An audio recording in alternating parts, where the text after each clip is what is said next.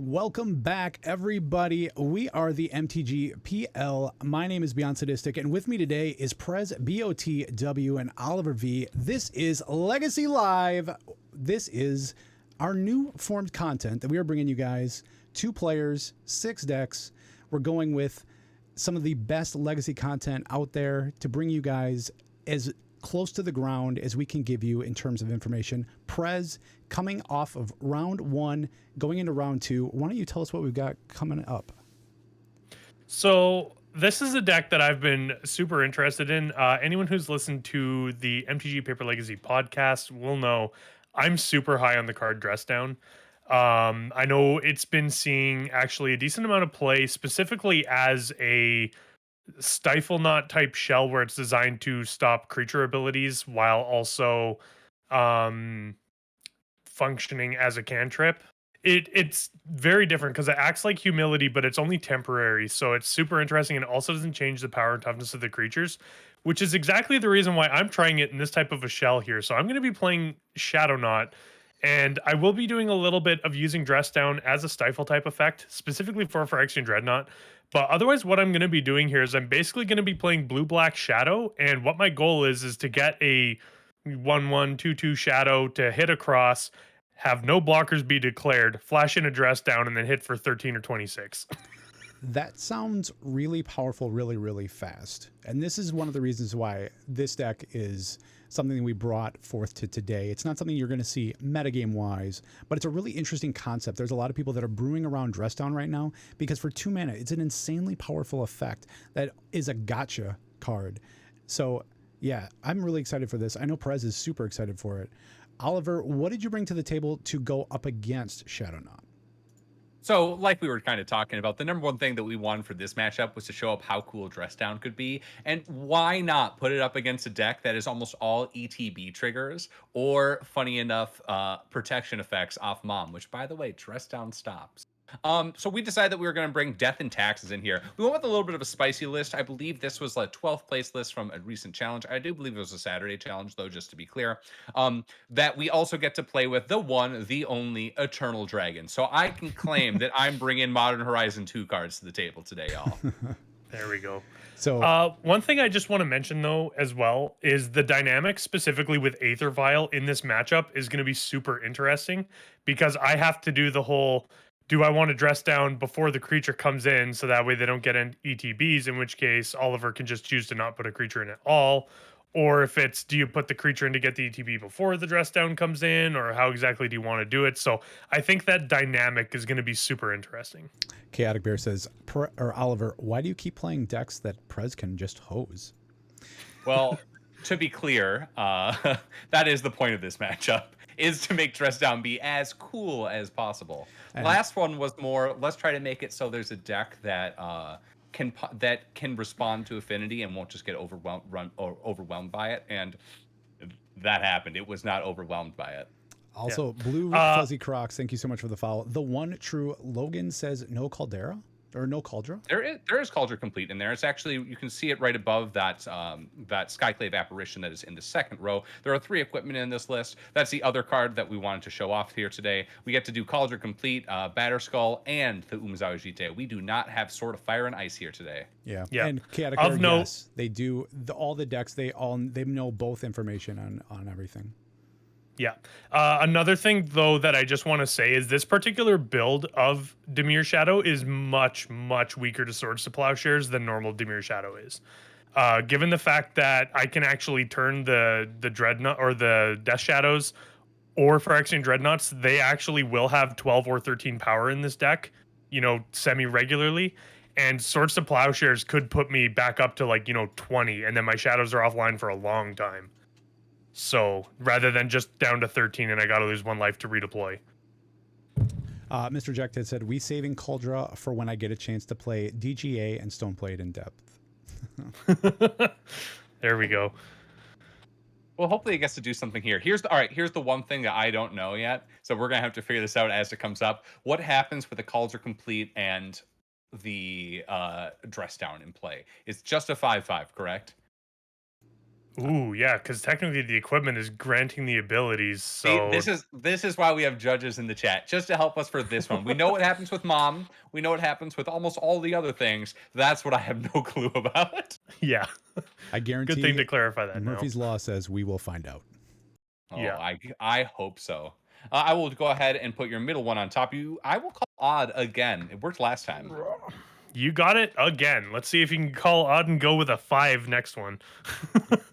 That would be perfect. Which one you want on top, sir? Let's put 1 on top. One sounds good. All right. And you'll be on the play ticket?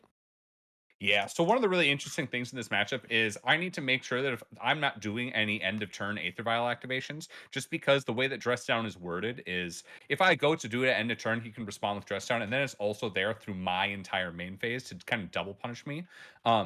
So what we want to be doing is making sure that when he's passing priority in his second main phase, if there's something I wanted to do at end of turn, we got to do it then or not at all.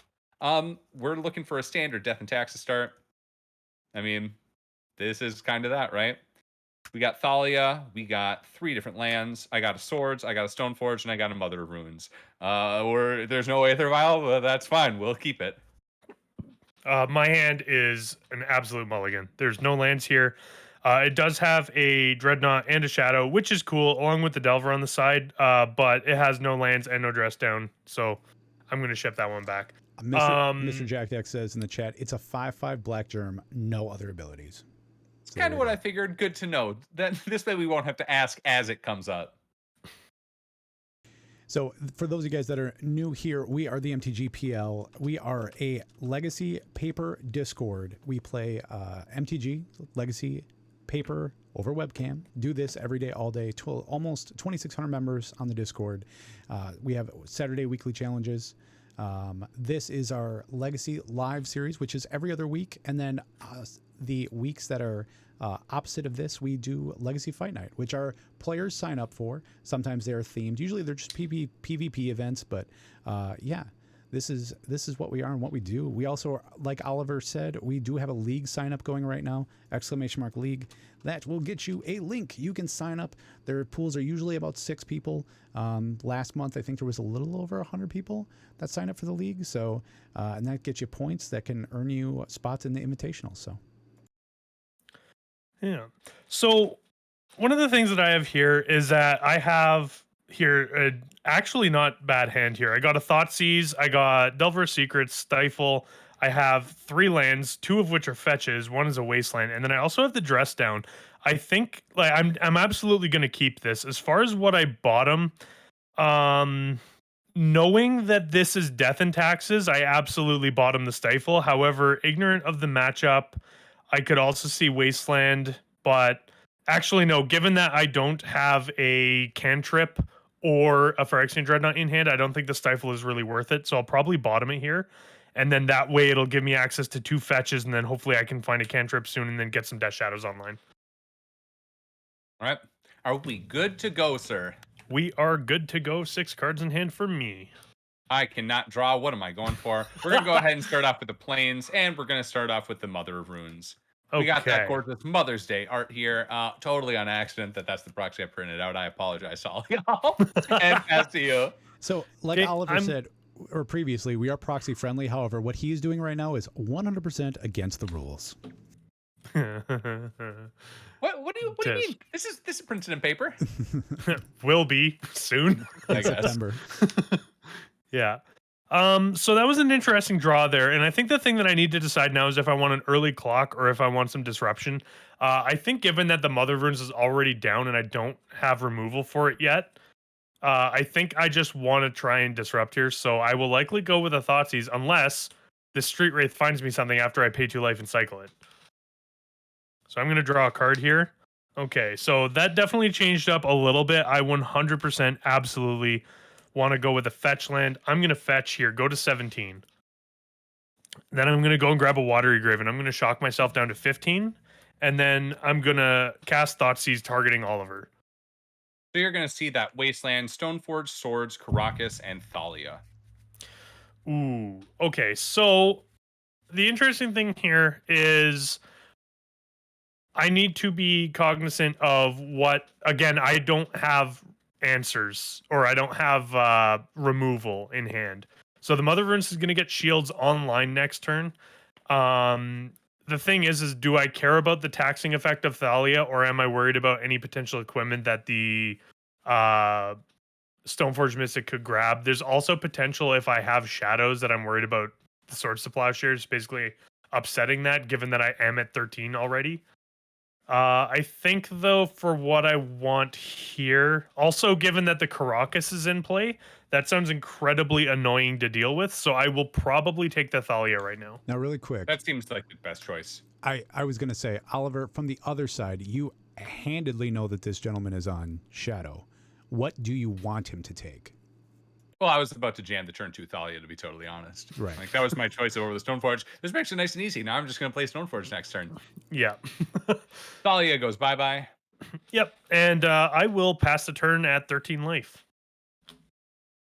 Let's see. There is the possibility, of course, of me just wastelanding here. I don't think that that's going to be correct, however. I do think I want to keep that for a turn. We'll go ahead and draw. I will deploy out the wasteland, though. It is known information. I don't want to play out this other one. And I will play the Stoneforge. Sounds good. Stoneforge resolved.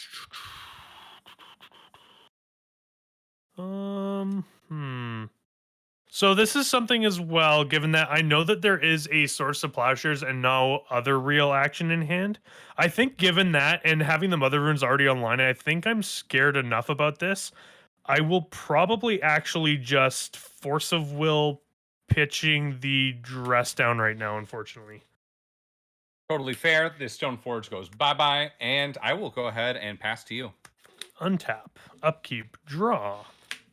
Okay, that was a very good draw, actually. I'm going to lead off black, and I'm going to cast a Thoughtseize again. Target you. Thoughtseize, you see that there is only that swords there. That draw was the plane, so we are now looking for top decks. Yeah, awesome.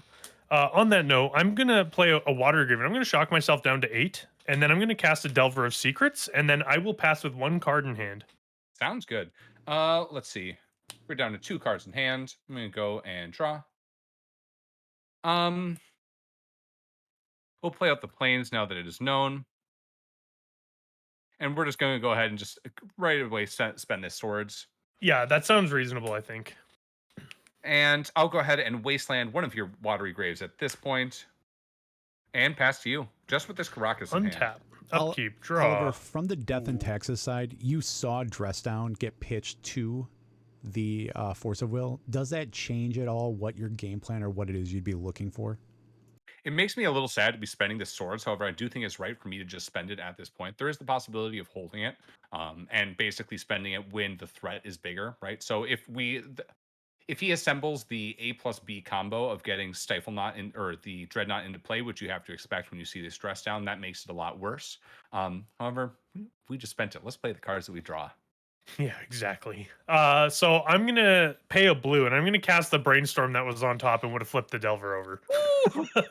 That's still a good card. Oh, I have a question. Where did you go ahead and get that proxy? That's interesting. So these are the proxies that you get for winning one of our leagues or qualifying for the Invitational or for winning a Saturday tournament. And that was one of our...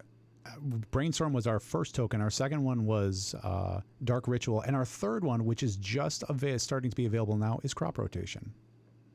Which is beautiful, by the way. Absolutely. Absolutely beautiful. So this is a very interesting Brainstorm here. I had Wasteland in hand, and then I proceeded to draw Death Shadow, Fire Exchange Dreadnought, and Brainstorm here. Oh, no.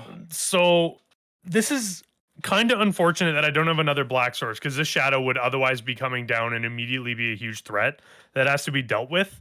However, I think given that I don't have much else going on, I absolutely 100% want to bottom the Fire Exchange Dreadnought, given that I don't have anything I can do with it yet.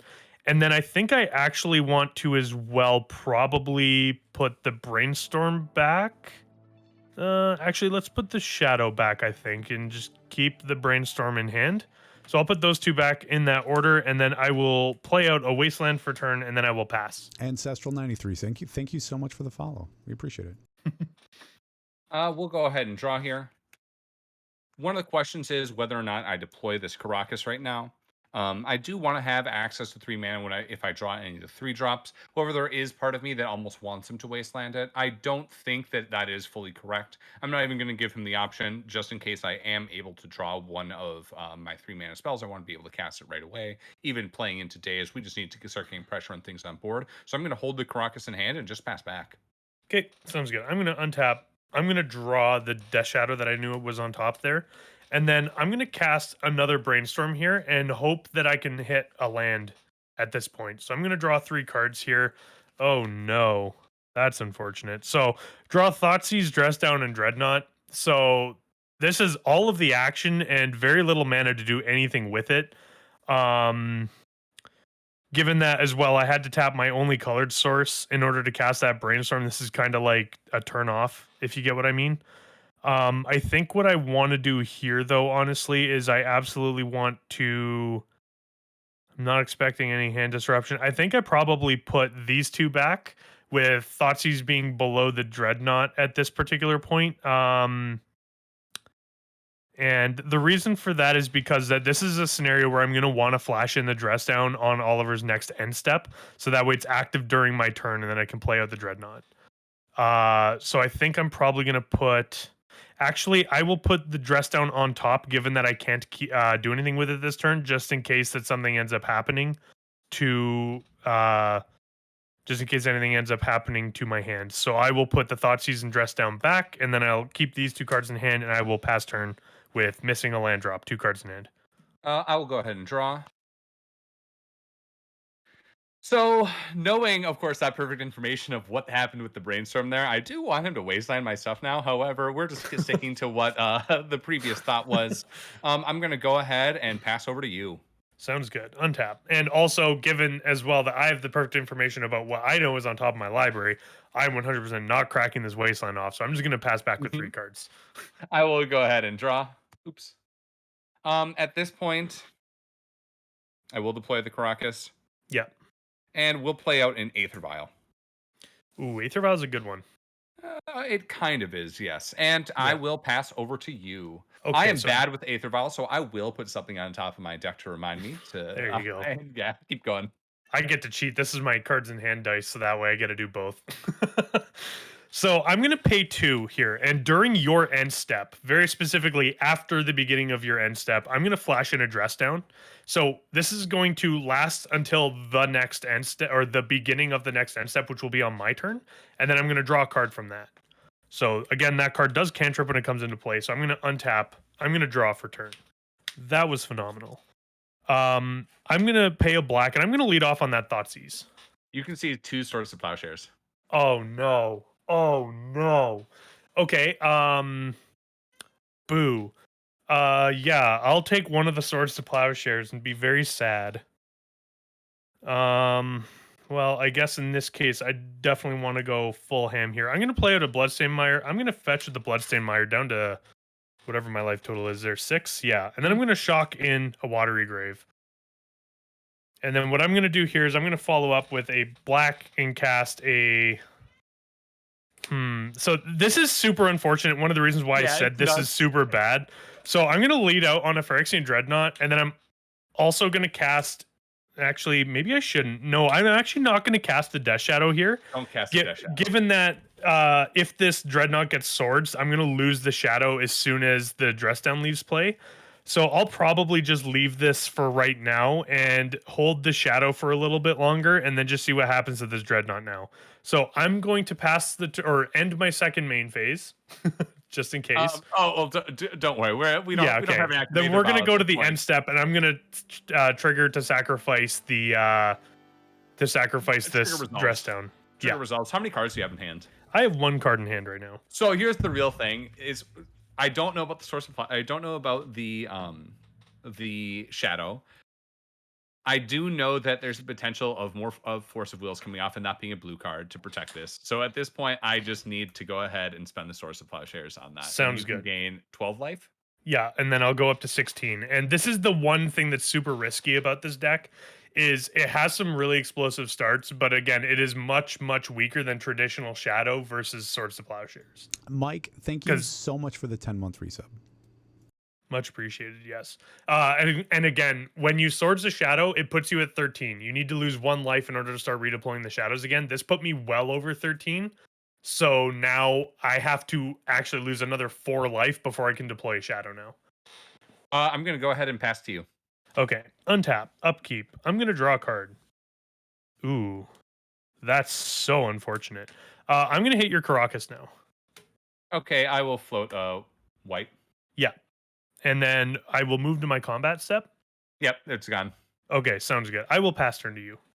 At the end of your second main, I'll bring in Mother Runes. Ooh, that's bad for me. So Yep. here's the thing. I'm probably going to be able to block a Death Shadow forever now. Yeah. I will go ahead and draw. Oh, I missed this. That's my bad. That's what I get for not having the dice on top. Let's play out another Aether Vial. Oh no. And I'll This pass. is Now bad. let's actually put the dice on top because I'm Draw. mad. Okay, I'm gonna pay a blue and I'm gonna cast a ponder here. Uh-oh, this is very bad. Yeah, go ahead. So I'm gonna look at the top 3 cards. Oh my goodness.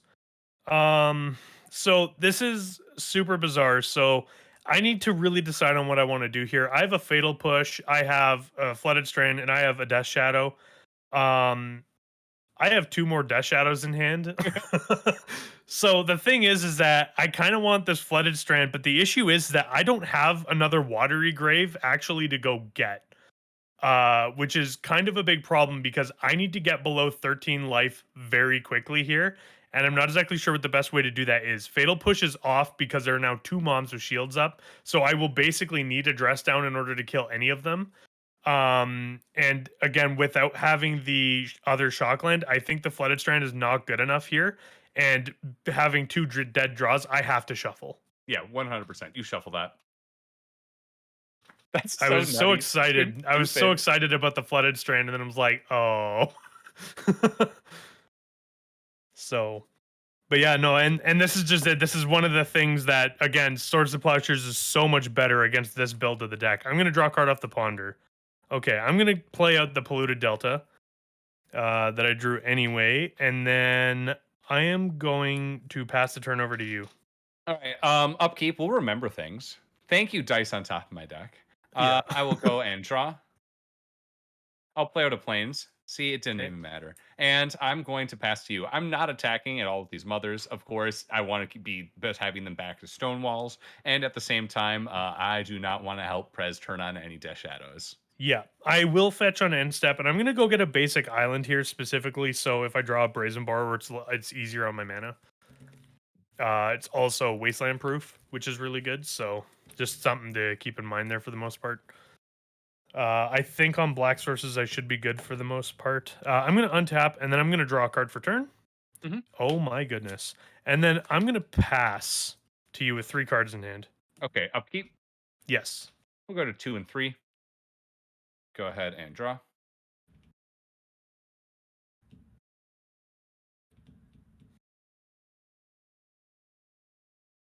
Hmm. Oliver, what threat are you So at looking this for point, right now? I'm looking for creatures. Funny enough, we drew one. I just want to get bodies on board so I can start manipulating things. I'm actually going to activate Aether Vial right now. Sure thing. I'm going to put Sanctum Prelate into play. Ooh, that seems really good right now. So at this point, what I'm mostly afraid of is his long game, in theory, is better for me than mine just because he's able to filter it. We saw with that top deck ponder how many cards he was able to look at. I am immediately going to name 1 with the Sanctum Prelate. Best part, all my swords are gone. So I literally don't need to worry about it anymore. Oh goodness, that naming is all 1. 4 swords gone. That is Oh my that is all gosh. 4 cards. And we'll pass to you. Okay, so I am looking for street wraiths right now. I am absolutely looking for more street wraiths, and I'm very sad that I'm not drawing them. I will pass the turn with 4 cards in hand. I'm not going to bring this up at this point. I have 1 4-drop in the list. It would be really nice if I got it though. It would be so amazing to start getting Monarch active. I'm going to keep the Aether Vial just so I can do a little bit more instant speed shenanigans. This time we are not forgetting.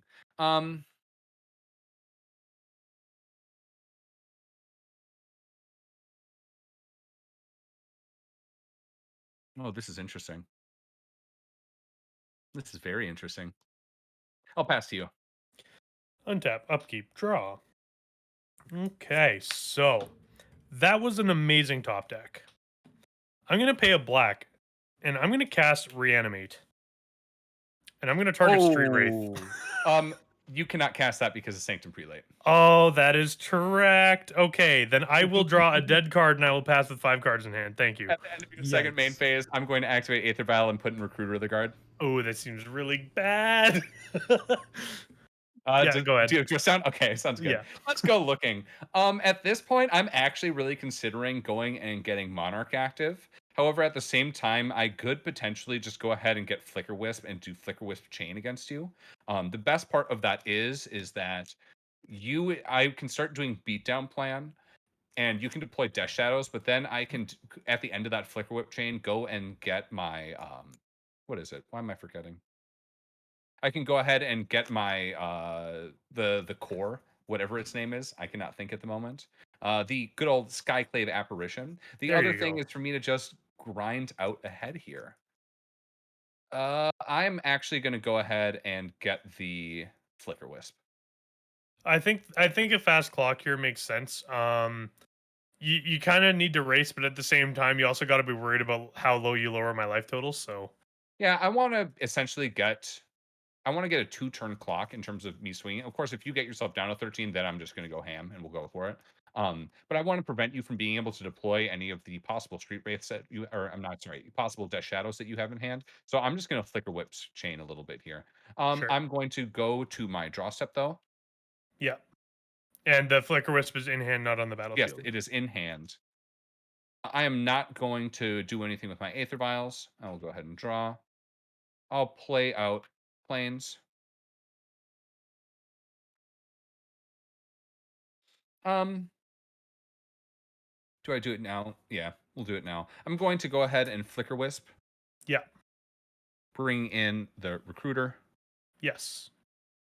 Go to the end of my turn. Flicker Wisp trigger return. Yep. Bring back the Recruiter. Oh, and look at me. I already misplayed with it. I was supposed to hard cast that Flicker Wisp there, but it is okay. We can just continue going like this.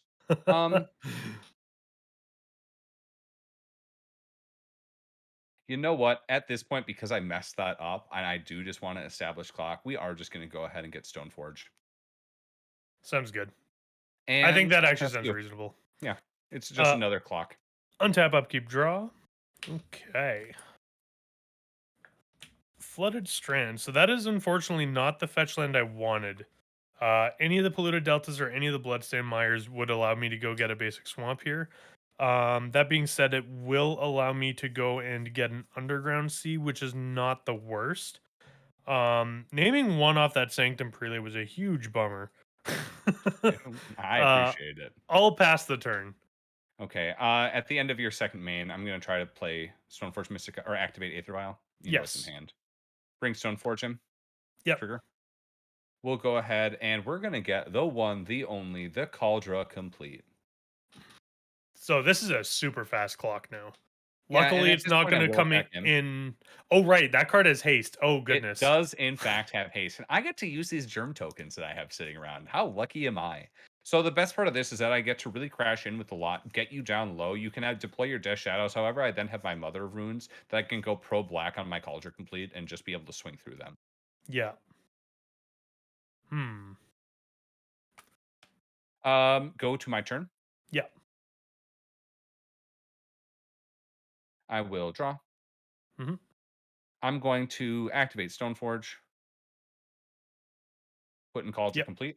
Sounds good. Make a germ. Go ahead and get the laid germ. Brazen Borrower is technically a thing, but it can't block Sanctum Prelate. I'm trying to think if there's anything else. You could have Snapcaster in your list, but I don't believe you do. I'm just going to go ahead and attack with everything. Sounds reasonable. 3, 4, 6, 11. Are you sure you don't want to attack with the moms as well? I'm pretty sure. Okay, yeah. I'll take 11 down to 4. And past you. Good news. Good news. Your Death Shadows are live. Indeed. I'm actually also going to fetch during end step. Yeah. Here. And then this is going to go and allow me to grab a Underground Sea. And then as for what I want off the top here, I really, really want to Dress Down, actually. Given that it will allow me to profitably answer everything here. Although that being said, I think I actually screwed up because I didn't realize I went to 3. So that Flicker Wisp is lethal. Yeah, so I'm going to die here. But I have a Dreadnought, I have a Shadow, a Shadow, a Shadow, a Delver Secrets, and that Reanimate you know about. And that Sanctum Prelate off the top, was it one turn before you drew the Reanimate was huge. Yeah. Of course, Reanimate resolves, it then also turns on all your Death Shadows, and just would be hugely different in terms of how that game played out. Absolutely. Yeah, I mean, kind of the luck of the draw there. We So, were at that point where both of us were really hellbent. We had very few resources, and we were just looking to chain things off the top. and that's pretty much what it looked like. You guys were in top deck mode until somebody was able to pull ahead. I think the Aether Vials really helped there in terms of getting you to be able to do multiple things per turn, and having 2 moms pretty much shut Shadow down from being able to, do anything that was really putting you at any danger, right? So Yeah, 100%. let's talk about sideboards, and let's start on the Shadownought side. So, Prez, you're up against Death and Taxes. You were completely, stonewalled by Mother of Ruins and a Sanctum Prelate. What do you bring in here? So in this particular sideboard here, I have the Plague Engineers. I think are a slam dunk. I was thinking Suspend originally would actually be not the worst in this matchup, specifically because it answers Caldra, which is not the worst. However, I think with the Mother of Runes out, it might not be quite as good. And the other thing as well is I know people call it a bit of a trap there about bringing in Surgical specifically for swords, but Swords to Plowshares is so good against this build of the deck. So absolutely nutty good. I think I actually want Swords or Surgical in this particular matchup right now. Yeah, I think Surgical being able to take Death and Taxes off its number 1 basic removal spell is probably pretty good. I would agree with you there. Oliver, you going back to the Death and Taxes side, what are you looking at bringing in to try and combat this dress down, stifle, like Death Shadow build? Oh, well, for me, it's actually quite simple. I'm bringing in 2 Path to Exiles, 1 Council's Judgment, and 1 Skyclave Apparition. Cataclysm was something I thought about for a little bit. Of course, this board is not exactly made for this matchup, right? There's part of me that's like, oh, we bring in Cataclysm, right? But then I'm like, oh wait, his threats are better and they're very cheap, and he can run on less mana than I. So no, we are not bringing those Cataclysms. I'm taking out 2 Recruiter of the Guards, the Phyrexian Revoker, which is almost nothing to name, and the Jite. The Jite, well, it has some play. It just isn't anywhere near as lights out, and I do want to keep in the other one of my flex cards. Palace Jailer, I do want to keep in. Of course, we kind of saw how even in that point where I had the Recruiter come in, and I had the potential of going Flicker Wisp line, I was even contemplating just getting Monarch going and drawing 2 a turn to outgrind that way.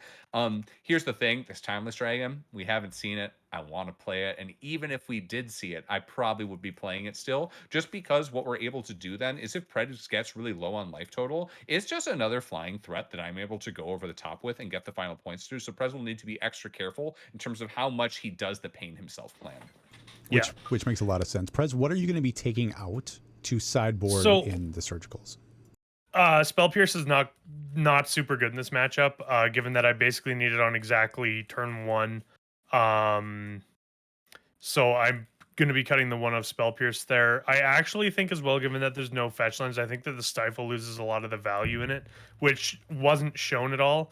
I think it still could be good, but I think what I'm going to do is just because I'm going up on Plague Engineers, which is super good and it's another body, I think I'm probably going to go down 2 Stifles, 1 of the 3 Phyrexian Dreadnoughts, keep the other 2 in there, and then I'm going to go up on 2 Surgicals and 2 Plague Engineers here. Just, again, the Surgical, it does cost 2 life, which is a benefit for me, and also Swords to Plowshares is just so backbreaking.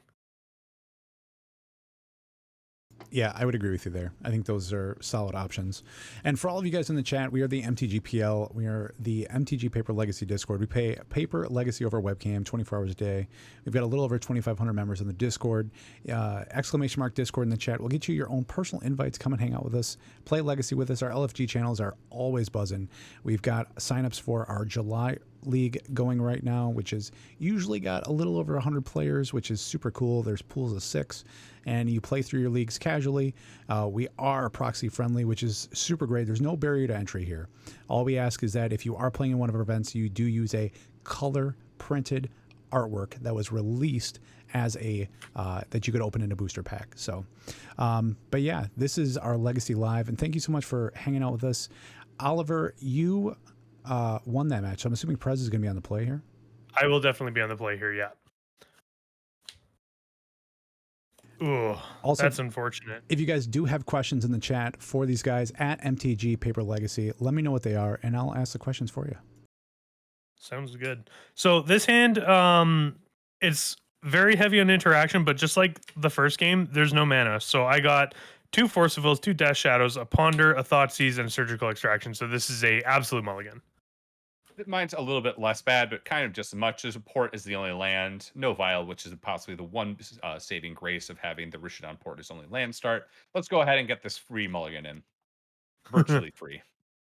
Yeah, I would agree with you. I was going to say, don't forget your port. You're probably going to need that, or may need it. I would like that to be in the deck, yes. Land drops are good, it turns out. So while you guys are shuffling, let's talk about one of Prez's card options here, and that's Suspend, which is a new card from Modern Horizons. It's for 1 blue, an instant. Exile target creature, put 2 time counters on it. If it doesn't have Suspend, it gains Suspend. How do you guys think, is this going to be something that's playable in Legacy? Are we going to see it? And if so, where? It's going to be very marginal if it sees play. It's going to be kind of like in these decks. You are only playing it when you don't have access to swords. Path is arguably better than it the vast majority of the time. There is the combo that it has with Teferi, the 3-mana 1-time Reveler, of course, that when Teferi is in play, if it comes off Suspend, they aren't getting it back. However, honestly, those decks are already very much chock full of removal, the blue-white variants, and all the different control variants, honestly, especially now with Prismatic Ending, right? So you have paths that are arguably better, kind of questionable, swords that are straight up better. You have the Prismatic Ending that are just so versatile, they're definitely better. And it's just like, where are we actually going to find these slots? If anything, it is kind of in decks that are like Prez's, where they are blue variants without access to any of that white removal. But if you're playing black, especially in this sort of deck, right, you also have that sort of fatal push answer. It's few and far between, honestly. Like blue Delver, maybe, if you're playing mono blue. I don't know. I think it's good in mono blue decks or decks with tons of counter magic. The problem with Suspend is, in order for it to be an actual removal spells, you need to counter the creature on the way back down, which can be potentially very rough. However, in this particular case, with this build of Shadownought that I'm playing, my intention behind Suspend was to use it to clear blockers, get in with the Shadow, and then deal insane amounts of damage with a instant speed dress down. So that makes a lot of sense. Prez, now you're on a mulligan to 6. Shadow is very cheap to run in terms of mana. What exactly are you looking for in your opening? If this was a fetch land, this would be an absolute snap keep. I still think I'm probably going to end up keeping this, though, given that I have 2 Brainstorms, 2 Delver Secrets. I have a cheap removal spell, and I also have a Dreadnought. So the thing that the Dreadnought does here is the Dreadnought is a free bottom card. The other thing as well is, I think that given this, the Delver is a fast enough clock, and with having 2 Brainstorms, I hope that I'm able to find a land, but I don't think going to 5 is the correct thing here, so I'm going to keep this and bottom the Dreadnought. How about you, Oliver? So for me, I have a hand that is pretty questionable. This would very likely be a mulligan, in my opinion, if this was an opening 7. However, with it being a 6, I'm going to keep it. We have 2 3-drops in Skyclave, Sanctum Prelate, and the Palest Jailer with 4 lands, one of them being the extra Caracas, of course. We're going to end up keeping this because I don't want to go down to 5 against a deck that's trying to Thoughtseize me. And then also, every time that mulligan is making the Force of Will better. Like, everybody knows how much I rant about Force of Will being a bad card in all these fair matchups, just because you're 2 for 1ing yourself for me. However, every time that I'm mulliganing down looking for a slightly better curve, right, it's just making those cards more live. So this is a keepable hand. I'm able to play almost every single card that I draw. I have some action if I get to 3 mana. The really unfortunate thing, of course, is that this is a Daze deck that is on the play. Very likely has all the Dazes in still. So there's a chance of being blown out on specifically that turn 3 when I go to try to play the Skyclave or the Sanctum Prelate. But we're absolutely going to keep this, bottoming this Caracas. So Nathan brings up an interesting point. Why are we still playing Palace Jailer? The card is outdated and it's actively bad to have in your D&T deck. What are some other options that would take the place of the Palace Jailer? I mean, I think it's pretty clear from taking the list that has the Eternal Dragon in it that we are not looking for the optimized list as much as it is trying to show cool cards, right? We're here to try to show Modern Horizons 2 cards. And honestly, this is the list. I'm not a Death and Taxes player by a long shot. So what Prez and I did, besides his deck he's playing right now, is all of the different decks here today are ones that we are pulling from basically from MTG Goldfish and from MTGO events. Again, trying to showcase Modern Horizons cards.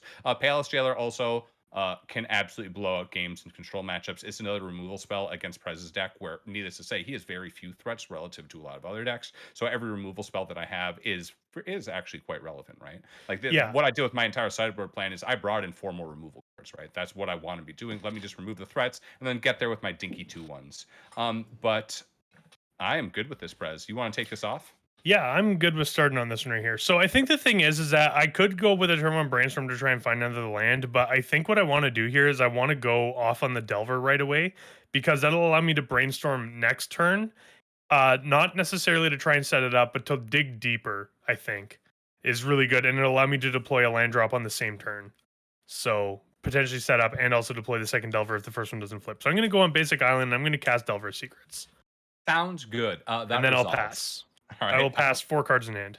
I will draw. This was a very good draw. This is kind of exactly what we wanted. I'm going plains, and we're jamming an Aether Vial. Show me that daze, baby. Oh, that sucks. Yeah, I don't have the days. Sorry. All right, sounds good.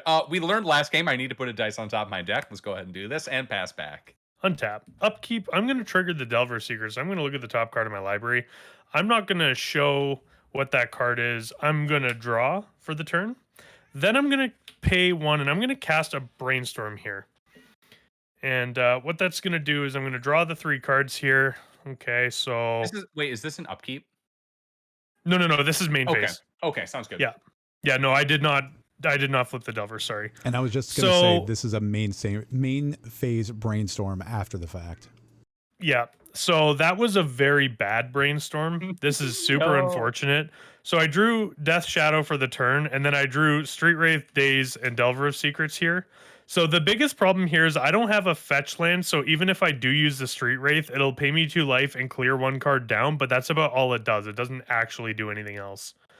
So I think what I want to do here in this particular scenario is I'm actually going to put the other brainstorm on the bottom so that way I can flip the Delver next turn. And then I just need to make sure that I remember to use my Street Wraith here. So I'll probably bottom that, and then I'll also probably bottom put the Delver Secrets on top. And then I'm going to move to my combat step, and I'm going to attack you for 1. I will go ahead and take it. I'm going down to 19. Sounds good. And I will pass with 5 cards in hand. So the fact that, I mean, needless to say, not playing a land here tells me exactly what's going on in terms of that was just digging for land drops to probably play another turn 1 threat. I'm going to go ahead and go to my upkeep. Let's put a counter on the Aether Vial. Draw my card. I drew a Wasteland. I really wish that was a basic. That wasn't that wasn't a basic.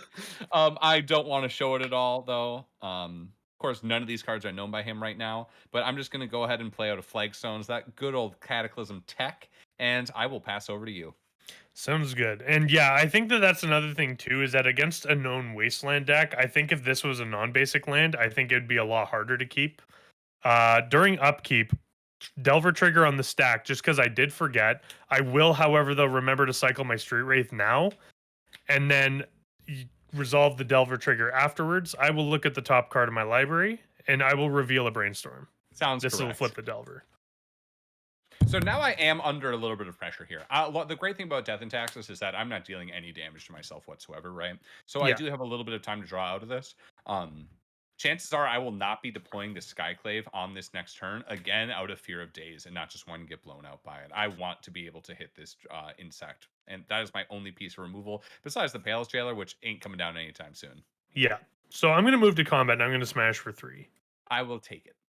Okay, sounds good. I'm going to, second main phase, I'm going to cast a Brainstorm. You didn't... Oh, yeah, I'm sorry. Yeah, go ahead. Yeah, I revealed the Brainstorm to flip the I got Delver. confused for a second there. Draw a card. So this was actually a very good Brainstorm. I hit Swamp, Watery Grave, and Thoughtseize. So I definitely want to go Shock, and then I need to decide if I want to go Delver or if I want to go Thoughtseize, or potentially leave up Fatal Push in case that there is activation of Aether Vial put in Mother of Runes. So not entirely sure what I want to be doing here. I am at 18 though, and I do have a 3/2 flyer out. I think my clock is already not too bad. I think I can afford to get away without thought seizing right now, especially given that I do have the days. But as far as what I put back goes, I think I'm actually going to go and put back the Death Shadow for one because it's not online yet. And then also just probably put back the second Delver as well because I do have another one in hand. So I'll do that and resolve my brainstorm. Then I'm going to shock in a Watery Grave. We do know that this is a Death Shadow deck. This is no new information. That'll put me down to, I believe, 16 there. I think I'm scared enough of Mom. I'm just going to leave the Fatal Push up, and then I'll pass with 5 cards. Sounds good. Second main phase. I'm doing nothing. Yes. Just go to end step. Yeah, All yeah. right, my turn. Sounds good. Go to upkeep. We'll take up Vial to 2. Yep. Draw a card for turn. Again, all the cards, I'm just showing these from my opening hand still. All the cards are unknown, so that isn't affecting my land drop choice here. I am going to deploy the planes. Again, out of fear of days specifically, I am not going to be going ahead and casting out my Skyclave at this moment. This, of course, runs into the threat of this being a Thoughtseize deck. However, I'm just trying to play around the things that I can. Of course, me playing here also plays into Force, and I very much need this removal spell to resolve. So what I will do is I will go ahead and pass back. Sounds good. Untap. Upkeep. I'm going to draw. I'm going to... I'm actually going to lead off on a Thoughtseize right here. You see the Wasteland, and all the cards become known information now. The Palace Jailer, the Sanctum Prelate, the Skyclave, Caracas, and Wasteland. Yeah, so I think given in this particular scenario here, this is interesting because I really don't want this Palace or this Skyclave apparition to be relevant here, given that it's able to eat one of my threats. However, at the same time, an uncounterable Sanctum Prelate on 1 is very bad for me. And I think I'd rather just try and deal with the prelate or the apparition after it's eaten something, and at least it provides me another body. I think I'm gonna just take the prelate there, especially because if prelate names 1, it turns off the removal I have in hand. And prelate is gone. Yes, I'm going to move to combat, Mhm. and I'm gonna smash in for 3, knowing that there's nothing standing on the other side there. Yeah, I absolutely take it. Sounds good. I'm going to play a swamp for turn, and then I'm going to pay a blue, and I'm going to cast a second Delver of Secrets here. Okay. And then Scary for sure. I will pass the turn with that. So I will go ahead and crack this up to 3. That second insect is pretty scary. However, we are going to probably need to go ahead and deploy properly. I will play the Wasteland at this point. Okay. The reason we didn't play Wasteland and Crack on the last turn is I did want to be able to deploy one of my 3 drops through days. There was the chance of denying mana and hopefully locking him on 1. However, we see that there was the second or the third land in hand after that. There is the possibility I know about Dress Down at this point. I also know about Stifles. So we're going to go ahead and try to cash in on this Skyclave apparition right now. When you activate the Aether Vial, the activation will resolve. Okay. And we will have the Skyclave come in. Sounds good. I will go ahead and eat the insect. Unfortunately, the transform rule changed a long, long time ago, and that is not a 0 drop. Yeah, sounds good. So that'll eat that. And I am trying to think about what I want to do here. I'll pass back. Okay, so during the end step there... Oh, sorry, go ahead. Oh, yeah, go ahead. If you're doing things in end step, go ahead. During your end step, I'm actually going to Fatal Push your Skyclave apparition, given that the Revolt was turned on. Yep, because my Delver left the battlefield, so... Absolutely, you can go ahead and get that 1/1 illusion. At this point, I probably should have Wasteland, honestly, knowing that I have this other Caracas in hand. Luckily enough, I'm getting priority back in the end step. I'm going to go ahead and hit that Watery Grave. Sounds good, yeah. So it's a little bit unfortunate. I was kind of hoping that you were going to cast a spell there, but what do you do? So, okay. Untap. Upkeep. I will trigger the Delver of Secrets. And I will look at the top card. I will not reveal to Delver. And then I will draw a card for turn. Moving into combat, I'm going to attack you for 2. I will go ahead and take that. I'm going down to 9. Sounds good. I'm gonna pay a blue, and I'm gonna cast a third Delver of Secrets. Okay. Okay. And I will now pass the turn with So 2 I'm cards gonna in go hand. ahead and go to my upkeep. So the last card in hand is another Skyclave that I drew. Ooh. I didn't want to play the Skyclave until I saw Flip Delvers. However, now that there's 2, I don't believe I'm going to. I'm not going to bring the Aether Vial up. I'll go ahead and draw. We will go ahead and play out the Caracas. Again, that is known at this point for you.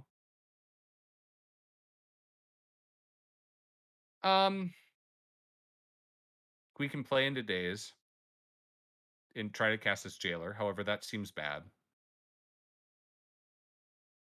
Again, we are at the current point we're trying to play around Dress Down at the moment. I will activate Vial. Yeah, that's fine. I have no response to you activating Vial. I'm going to hit the untapped Delver. Sounds good. And I will go ahead and pass to you. Okay. I'm gonna untap. Trigger the Delver during upkeep. I'm gonna look. This I'm is not blind gonna flip, do I believe. anything. And then yeah, that is a blind look. Yeah, the last turn I knew the card on top. This turn I did not. So I'm gonna draw a card, and I'm still gonna have very little to do here, and I'm gonna pass with 3 cards in hand. So this actually feels pretty good for me here. So I will still leave this Vial on 3. We'll let there be a forest. My last card in hand is a Wasteland. So the plan is here. The thing deciding whether or not I'm going to do this Vial is I'm just going to play this Wasteland and play the Palace Jailer at this point. We'll let us fight over the Monarch. If he didn't have removal spell here for the Skyclave Apparition, hopefully I'll be able to maintain it for just a little bit. I'm going to go ahead and draw. Mm-hmm. We will, in fact, play out this Wasteland. I'm going to spend 4, leaving up this. Actually, we'll leave up the Wasteland. Who am I kidding? I'm going to go ahead and try to play out Palace Jailer. Yeah, I'll just hard cast the Days there. I will go ahead and spend the 1. Sounds good. Playing around Days was correct for the most part. Nathan, There was a Delver. Delver. Under the Yep, I was just Skyclave. going to say there's a Delver underneath the second. We will Skyclave. go ahead and hit the other Delver. Yeah, sounds good. So this one though will come back if I become the Monarch. Yes, it will. This is a risky play. However, I don't want to have the possibility of it being blind flipped and then all of a sudden having the Monarch stole from me. That's why we have to take it. I'm going to go to the end of turn and draw a card off of Monarch. Sounds good. I'm gonna untap. Upkeep. I'm gonna draw a card. Mm-hmm. Okay, so that was a good draw there. So I'm gonna get a Flooded Strand for turn. And then what this is gonna do is that I'm gonna fetch with the Flooded Strand. And that'll put me down to 13. And then I'm actually gonna go and I'm gonna get a Watery Grave, and I'm gonna shock myself down to 11. Mm-hmm. And then this is where I go with a black and I cast a Death Shadow. Mm-hmm. And then I pay a black and I cast a Death Shadow. Okay, those are things. All right. Yeah. Well, that is scary. So those are now tutus? They are currently 2/2s. So the reason why I'm deploying both here, I just am kind of in a mind state where I just dodge the Swords to Plowshares. I'm not going to win if I try and play around Swords. I just have to hope he doesn't have it. And a Dress Down off the top is going to make combat extremely weird. Yes, it will. Going forward here. So just with Dress Down being able to turn any attack into lethal damage is brutal. So I will pass a turn to you with no cards in hand. I'm going to keep Vial on 3. I will go ahead and draw. Yeah. Yeah, Nathan, Dress Down as a combat trick is a pretty interesting idea. I will play out this Plains. Yes. This is actually really interesting. So what Dress Down does with Shadow is a 13/13 that its ability makes it smaller. So Dress Down immediately turns it into a 13/13 no matter what your life total is. So unlike the Karnstructs from Urza Saga, they become 0/0s because they lose the plus ability. I'm going to Wasteland your Watery Grave. Yeah, that sounds correct. I'm also going to bet that you don't have basics. I'm going to Path to Exile, targeting a Death Shadow.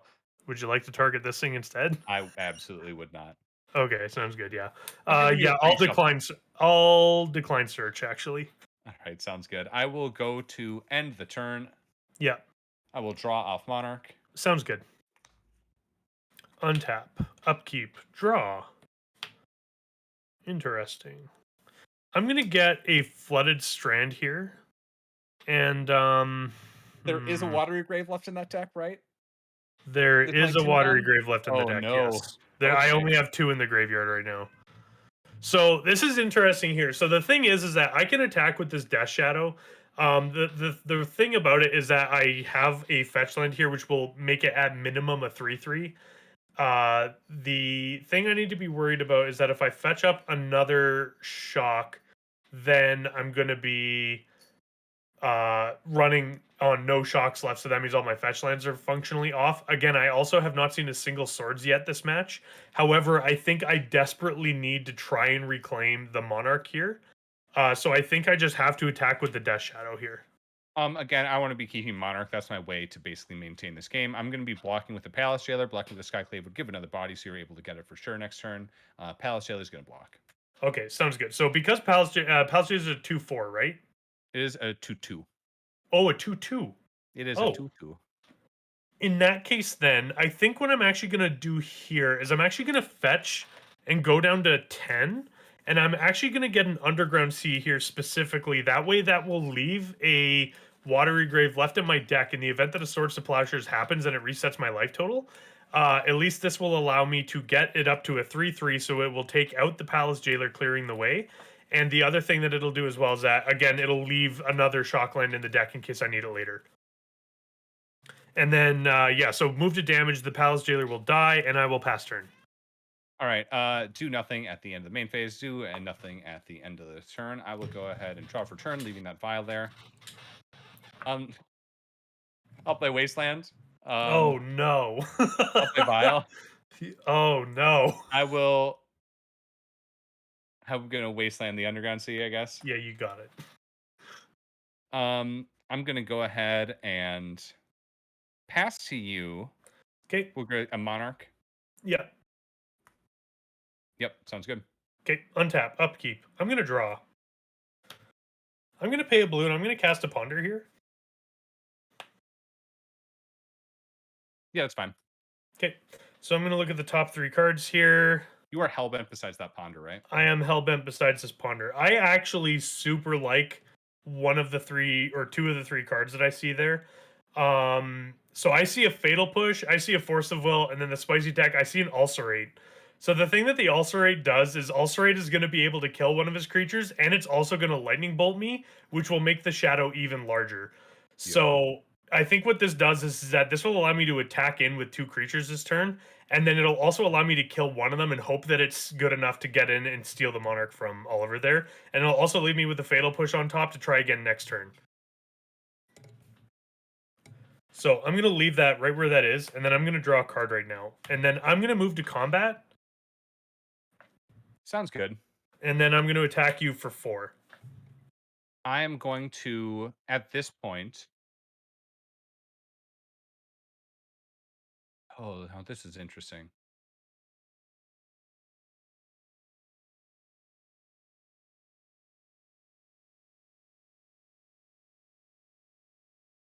I'm going to have Skyclave Apparition block the 1/1.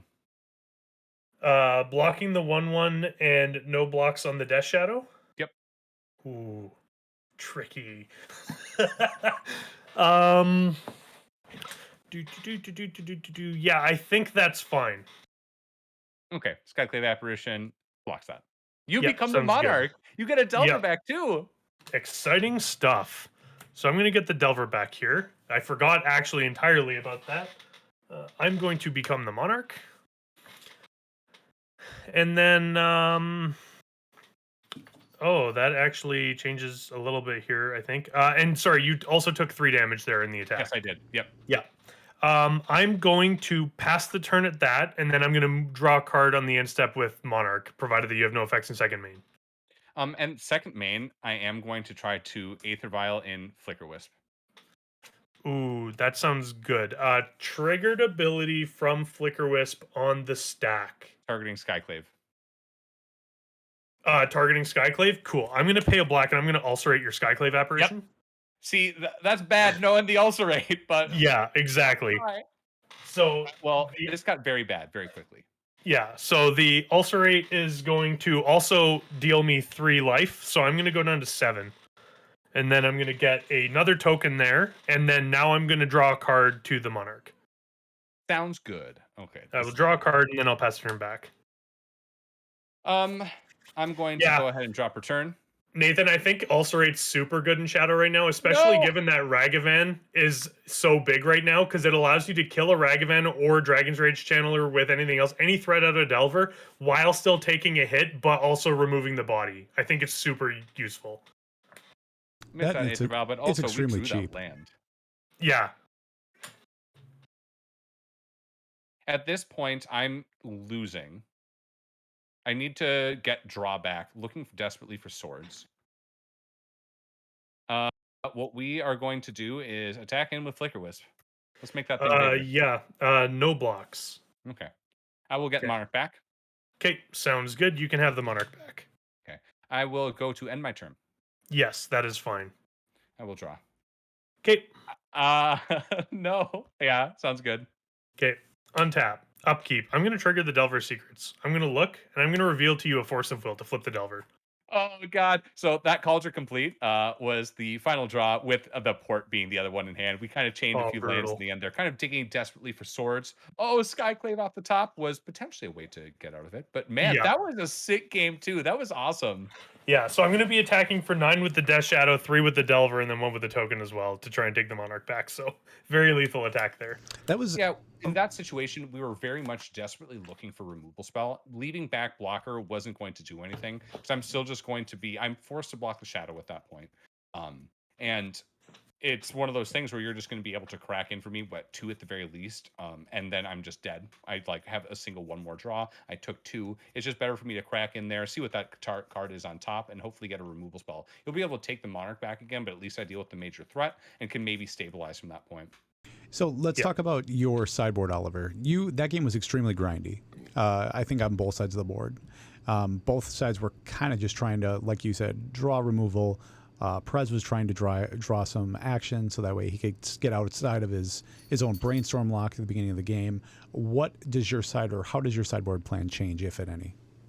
It honestly doesn't change. I'm still keeping it. I don't want the JT. I don't want the JT. Of course, that is a game where it would have potentially been relevant. Like in that situation specifically, it would have been better than Culture's Complete, where Culture Complete was just a dead draw to have in hand. Like 7 mana, it's not good without Stoneforge. However, I think especially when I'm going to be on the play, I do want to be able to have that as a pressure tool, and also something that's able to basically kind of stonewall all of his guys without a dress down in play. Basically, I'm just going to be blocking that Phyrexian Dreadnought, blocking that Death Shadow, and getting that Exile combat trigger on it. Unless, of course, the dress down. But I don't want the JT. I again do not want the Phyrexian Revoker, and I honestly don't really want the Recruiters. The Recruiters are kind of this middling game that I don't want to play. Again, I am expecting Plague Engineers, and all my other humans I want a little bit more. The Recruiter's just a little bit too slow for what I want to be doing, and so that's what I've taken out. Yeah.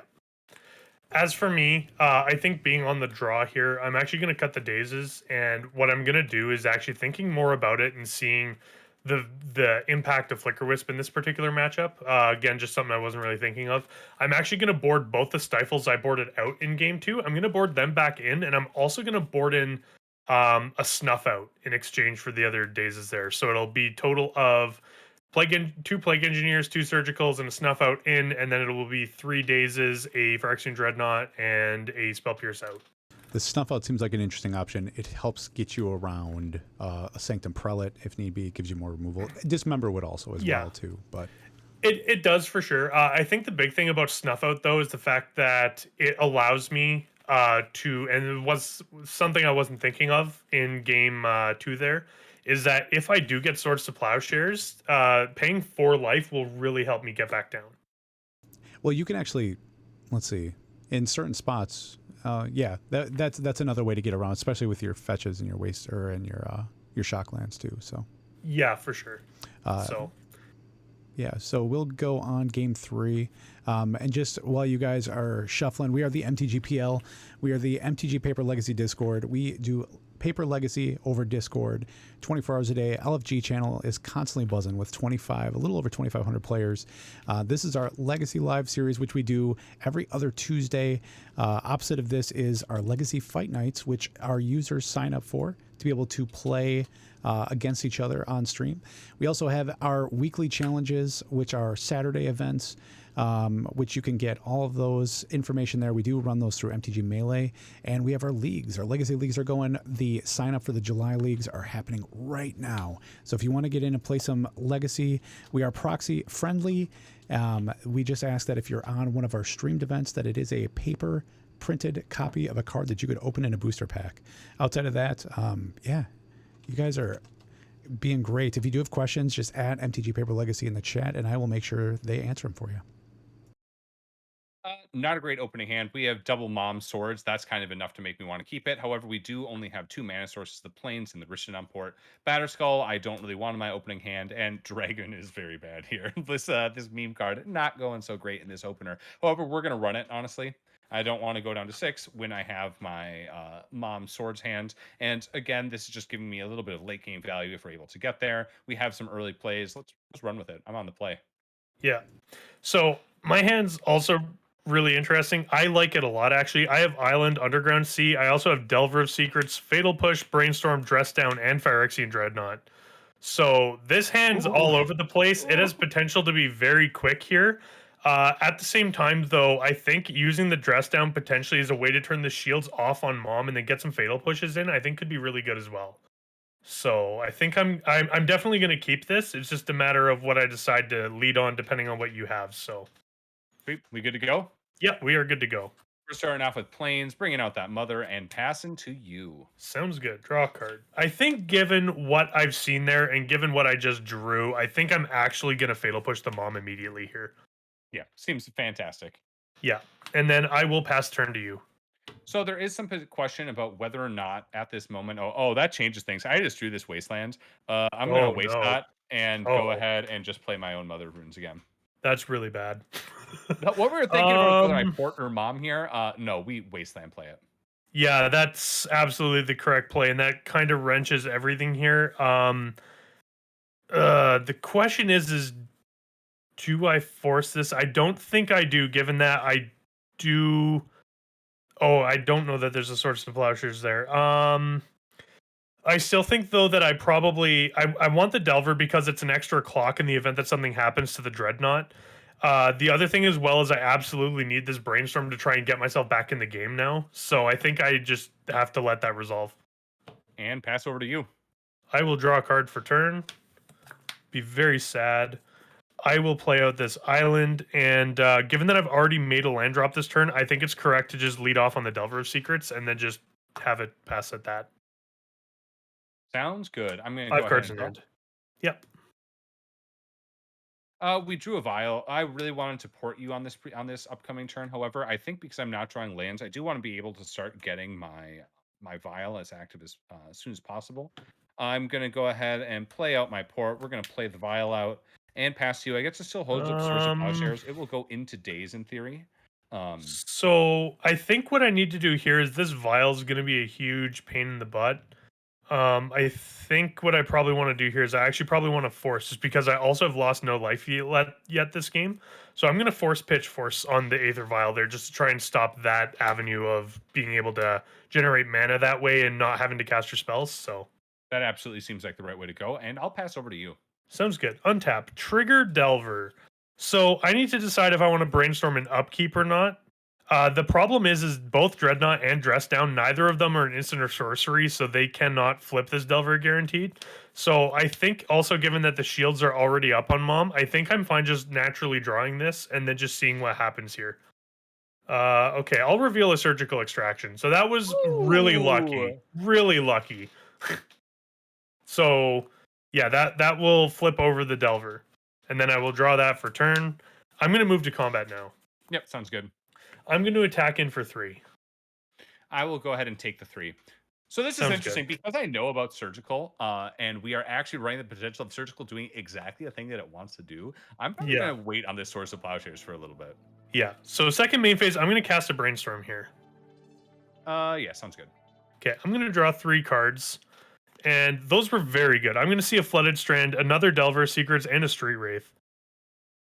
So... Now, here's the question is I could put cards back and then just try and land a second Delver here. But at the same time, I think what I probably want to do is I probably just want to play the Flooded Strand out and then start leaning on this Dress Down Dreadnought plan. And then just try and work my way towards Shadow later on. Play as like a Stifle Not Delver type shell for the time being. And then just run with what I can and then try and bait the Swords to Plowshares out. See if it'll get there. But as far as what I need to put back...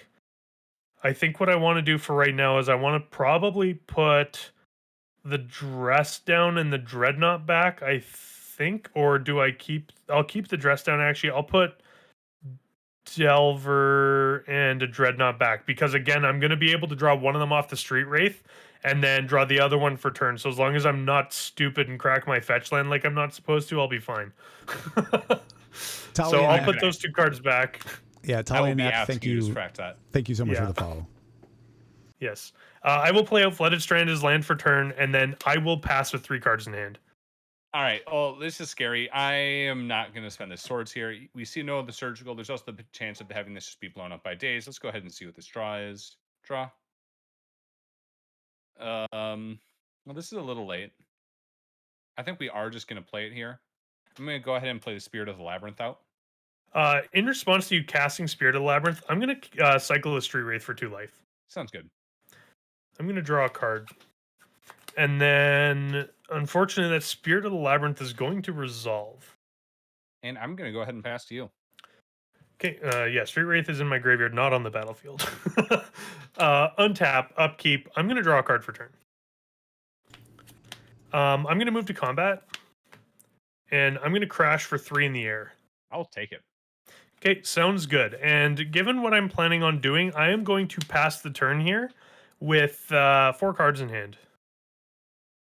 I will go and draw. Now this is interesting. So we drew another Mom. We have the chance here of potentially porting. We have the chance of holding up swords. Again, we know what the surgical is. Or we know what the surgical's there, so we're expecting the swords to just completely disappear. Again, this Batter Skull and the Timeless Dragon that were in the opening hands have just been very, very bad. I think we are going to end up deploying the Mom here, basically, so we can just completely stonewall any Death Shadows as they come down. However, these of course, do nothing against Dreadnoughts. I'll move to combat. Yeah, sounds good. I'll swing for 3. Yeah, I will not block that. Sounds correct. Okay. Let's help you get down there. Yeah, 14. I'm going to go ahead and play out this Mother of Runes. Sounds good. And pass to you.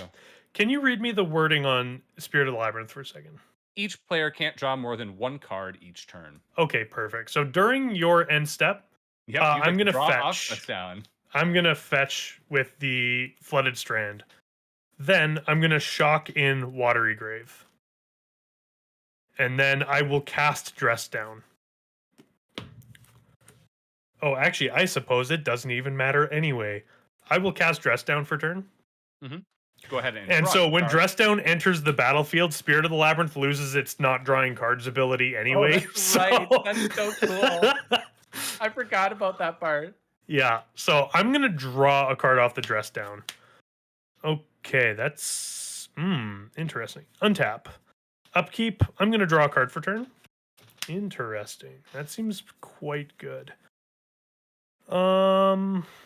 So another thing I need to note here is Insectile Aberration does not fly right now. Attack with it. Oh, I'm sorry. This is tapped. That is tapped. Yeah.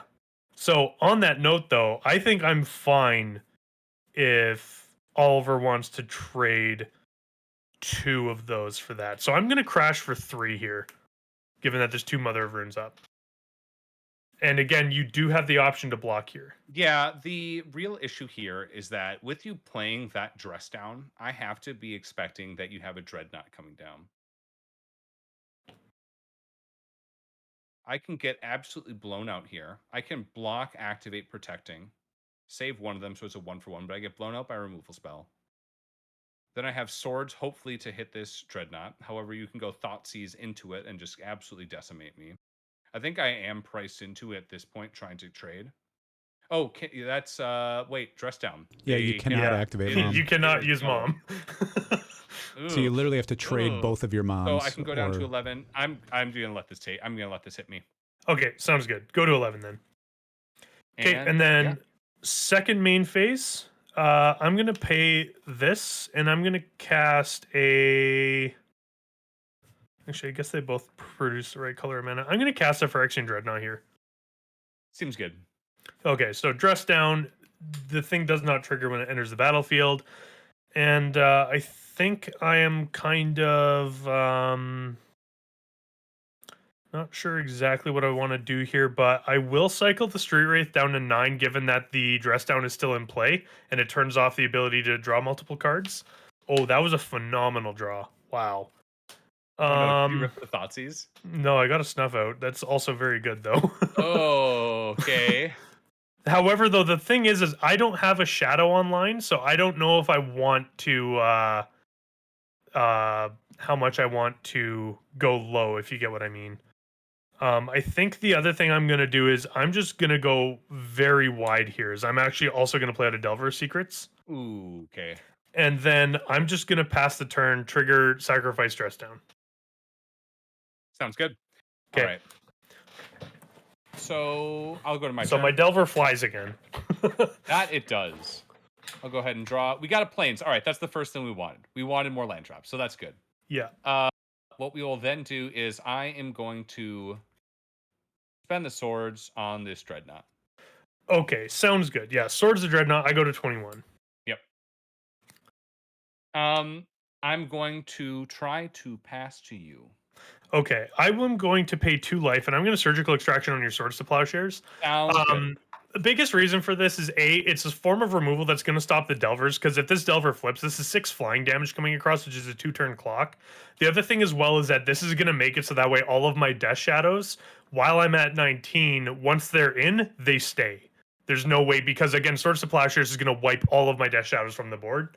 That's by nature of what they are. They automatically put you up to 13, makes it so all the other Death Shadows die. Or if I have a dress down in play, it puts me well above 13, which is very difficult to recover from.